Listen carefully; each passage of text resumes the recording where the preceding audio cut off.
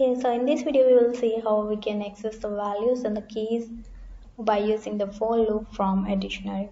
So I have already taken a dictionary which is dictionary 1, and these are the keys and the values where. So for loop will access the values and the you can say the keys. So for example, for x is a new variable, right? X in dictionary 1. Okay, so after this I will put the colon, and now I want to access the keys only. So for that I will print this variable. So what will happen, the X will store first key which is pen, and then print the pen, then it will access the paper, it will print the paper. Means this single variable X will be accessing all the keys from this dictionary, right? Because I have mentioned the dictionary 1, right? Okay, so let's check this out. Okay, so pen, paper, scale, clipper, ear, all these are the keys.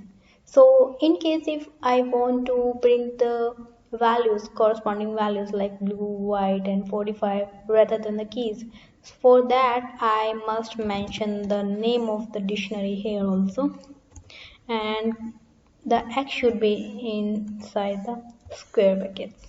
So this way you are accessing the value, the corresponding values, not the keys. Okay, so let's run this again. So here we are accessing the values.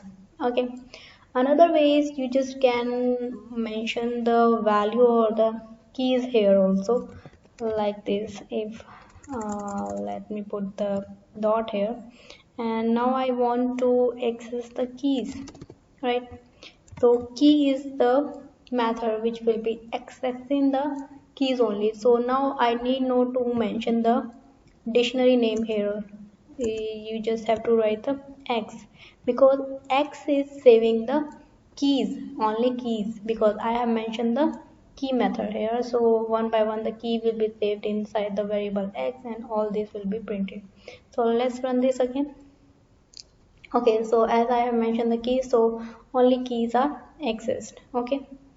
Okay, so let's say I just want to access the values only, so I write values. So in this way the X will be saving the values only, not the keys, right? Let's run this again. Okay, so this time we are accessing the values from the dictionary. And another way is if I want to access both the items, means both keys and the values. Now you can see items is containing key and the value, means there are two things. So I must mention two variables here, X and Y, because these are the two values. So for two values we need two variables. Okay, so, and to print this we are going to print two variables here, X and Y, so both the things will be printed. So pen blue, paper white and scale 45, so both the things are printed simultaneously. Okay.